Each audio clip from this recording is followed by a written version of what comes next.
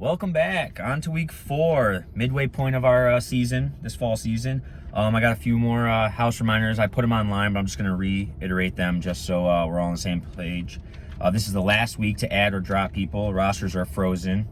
Final balances are due. You know who you are. I've reached out to you guys. And just another reminder, no punting. All right, I know there was a couple cases this past week where there was actual punts. Greg was not happy. Yep, you declare punt, the other team gets the ball on their own 5-yard line like you would normally start a half or the game or anything. No actual kicking. Yes. So we're going to recap week 3, the scores, and talk about what our thoughts, and then we're going to go on to week 4 with our picks, just like we always do. And then this week we're doing top 3 center rushers. It doesn't have to be both, so obviously if you're in the top as a center, you don't have to be also a rusher, just to clarify. So that's what we're doing at the end of the show, so stay tuned for that. All right, so week 3, on field 1, we had Avengers 44, Uncrushable 19. This was Greg's game. He obviously wasn't there this week. That's why they lost, he said. I'm honestly surprised that the score was this lopsided. I thought Uncrushable would have put up a few more points. Ryan did throw his first pick, which I'm happy about. So now we're tied with them 1 pick each. Obviously, you talked to your team, I'm sure. So do you have anything to add? I did not see any of this game. They said it was a little more competitive than the score. I don't think any of them were like, yeah, we should have won the game or anything like that. Obviously, we lost by 3 scores. I think the big takeaway was that we gave up 3 basically full field scores. Other than that, we made Ryan grind a bit and tough it out for the scores. We picked them on the first drive, and then we got stopped on the goal line, I think twice in this game from what I heard. Seems to be Dave's MO right yeah, there. so that's pretty big. You put those 2 scores on the board, all of a sudden it's a little bit closer. But I think Ryan's big playability, I think he had a full field run, 1 big shot to Elena, and I think somebody might have said the other play might have been to Asia, which turned into a big play for him. Yes, I did see she had her first touchdown. So I did hear that it was maybe a little more competitive than the score showed, but I mean, it makes sense. Right. You know, we also were missing Q on top of Emily and I. Oh, okay. So that's big. Ethan had to play some defense, but I mean, Avengers are the top team going right now, so I'm not that shocked. Yes, I did see Andrew also had 3 picks too, so that obviously doesn't help your team at all either. So on field 2, we had Has-Beens 36, Lost and Found 12. Not surprised by this score. I know Has-Beens had everyone. Lost and Found is still trying to put stuff together and hopefully click for the playoffs. I didn't hear much about this game, but I'm not surprised. Yeah, the score makes sense. As long as Has-Beens had everybody. That's pretty much what we expected in that game. All right, moving right on. We had on field 3, we had Bold and Iguanas. Bold 37, Iguanas 6. This score is definitely surprising. I actually looked over because we were on the field 4. They were playing 3-on-3 in the beginning of the game, which I was a little surprised by. I know Iguanas had an injury and had some people not show up that they were expecting. So even with all that said, I'm still surprised by the score, but good first win for Bold. Yeah, this is what I get for saying Savini was more organized and he would lead his team to victory. They ended up missing 2 girls and 2 guys because of softball. Another kid is out for the year. Rocky got hurt in the first half and didn't play. They finished the game with Savini, Allie, Amanda, and Q. They finished the game with 4 players, 1 guy. So they need to add somebody for their injured guy and get their team to start showing up, which I heard softball was over. So they should start to hit their groove now. But that's what I get for saying Savini would have them organized. And then on field 4 is my field, Onslaught 24, Endgame 6. We started a little behind. Endgame had some players showing up a little bit late, nothing crazy. They played well. They had a new quarterback this week, Joe Geronimo, I think is his name. Yeah, former U Albany player, I think, right? No, he played at Troy and then at Ithaca. Okay. Quarterback though. So he is a college quarterback. He was obviously you could tell he's not used to co-ed and this game speed. He was throwing the ball over the mountains, all over the place. I will say that Eric, what's his name? He was new last week. Yeah, last week. He is good. He's very good, as advertised. He's a great player. He's only going to continue to get better. But yeah, we struggled. We had a few drops. I had a few bad throws like I always do. But yeah, no, it was a good game.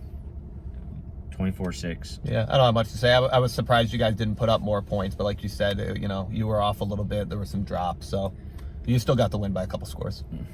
That is true. All right.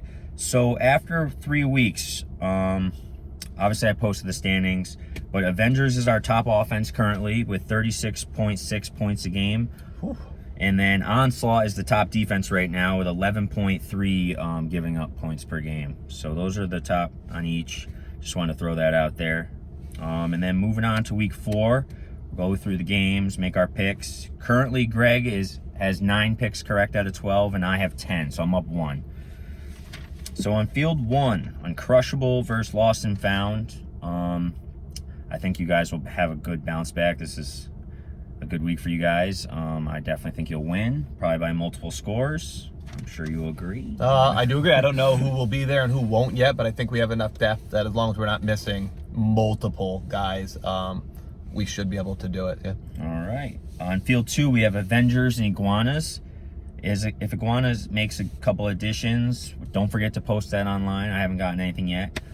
This game could be closer. I'm still going to roll with Avengers here. I'll probably roll with them throughout, but there is a case this could be a great game. Yeah, it's tough to pick against Avengers at this point. If Iguanas get everybody there, they can certainly make it competitive.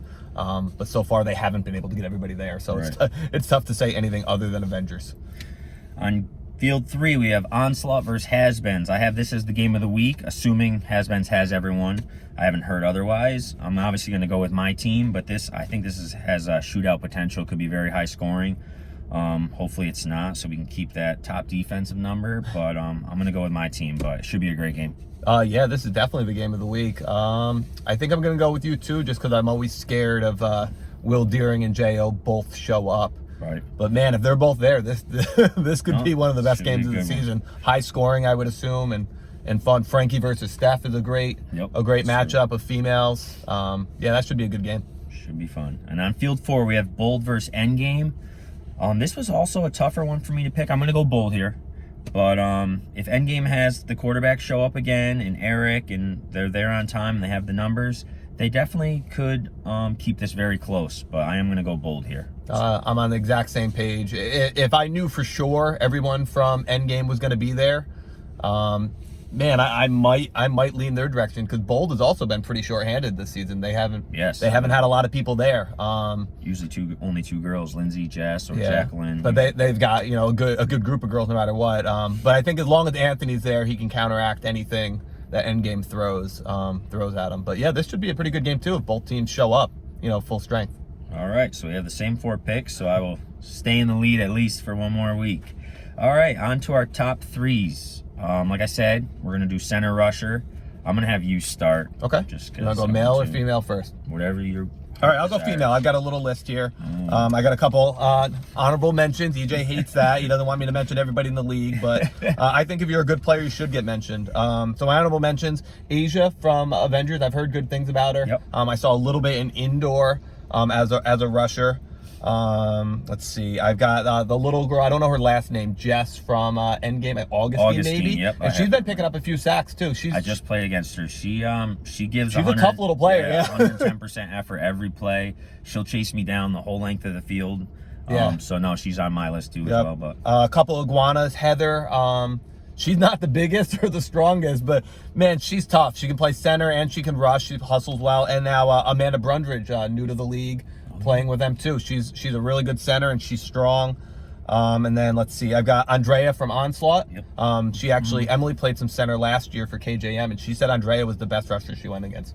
She's small, but she's really fast and she's really strong for her size. She's still learning the game. Yes. And then I've got actually 3 for my team. I know that sounds biased, but yeah, Lauren Woods. I don't know what her best position is going to be yet, but when she plays center, she's really good at it. Carly Meacham, I think, is going to be a really good little rusher. We don't use her there a ton, but tons of energy. And then I have Emily, not her position, but last year she played some center and some rusher for us on KJM. And she more than held her own. I personally, I think she might be, when she's healthy, which is almost never, she might be the best rusher out there, a combination of power and, that pit bull. Right. I won't stop. Okay, so now that I went through about 1 million people, my top 3. Lindsay, I think, just rock solid at center and rusher. Yep. I don't know if she's elite at either one anymore, But if you need somebody to do both, it's tough to find somebody better, although I do have one. Jen K is my number 2. She's been the most dominant center in local flag, co-ed flag football forever. I knocked her down just a hair because she's not a great leaking receiver or a rusher. And then my number 1 is Sue from your team. Yeah. Great center, probably just maybe a step behind Jen, but then in terms of being able to catch the ball, and then she can also rush. She's right there as one of the most dominant rushers out there. So Sue is my number 1. All right. Okay. Well, I have the exact same list. I'll just go and abbreviate it. My honorable mentions were Andrea as well for my team. Very raw, very new, but she has a motor. She's actually deceivingly very strong. Yeah. Stays after it. She's not getting a lot of sacks right now, but you can tell she's definitely heckling these quarterbacks, which is all I really ask for. Pressure sometimes is almost as important as actually getting the sacks. If you can get their attention onto the rusher and not downfield, that's all I can ask for. And then Jess Augustine, I also have as an honorable mention because she's, I'll use your word, pitbull. Like, that's kind of what she reminds me of. She's just got a motor and doesn't stop. And then, like I said, my top 3 were the exact same order. I have Sue ahead of Jen K just because of youth, and honestly, since she's been doing CrossFit, she's definitely faster now, more mobile. She's got good hands, and she can rush. I haven't seen Jen K rush. And then Lindsay at number 3 can do both very well. So, yeah, couldn't agree more. Moving on to the guy side. You can go first on this. Go ahead. All right. My honorable mention is Phil. He actually isn't playing it this season, but he has for me for many years, as everyone knows. He can rush. He can play center, leak out. So I have him as my honorable mention. And then number 3, I actually have Richie from your team. I don't even think you use him there, but I would if I was you guys. And I just seen him rush before, and he's played with my Saturday team before, and he's very good at rushing. And then number 2, I have Rios. Because he can block, he can leak out. I wouldn't say he's much of a rusher, but he's definitely a top tier center. And then number 1, I have Dave from your team. He's definitely the best male center out there right now in co-ed. And he's also got 2 touchdown passes I've seen. So there's one against the Avengers last week. I heard from Laura that it was basically a full field. Oh, he caught it on a dump off, and somehow a bunch of people missed his flags, and he went. Well, that just makes it even easier for number 1 spot. So that's my list. Okay. I've got some similar names. My honorable mentions. I got 3 guys who are more center than rushers. Jeezy, Clint Morris. I don't know if he only played the first game for Endgame. I don't know if he's played anymore. And I have Rios there as well. All solid blockers.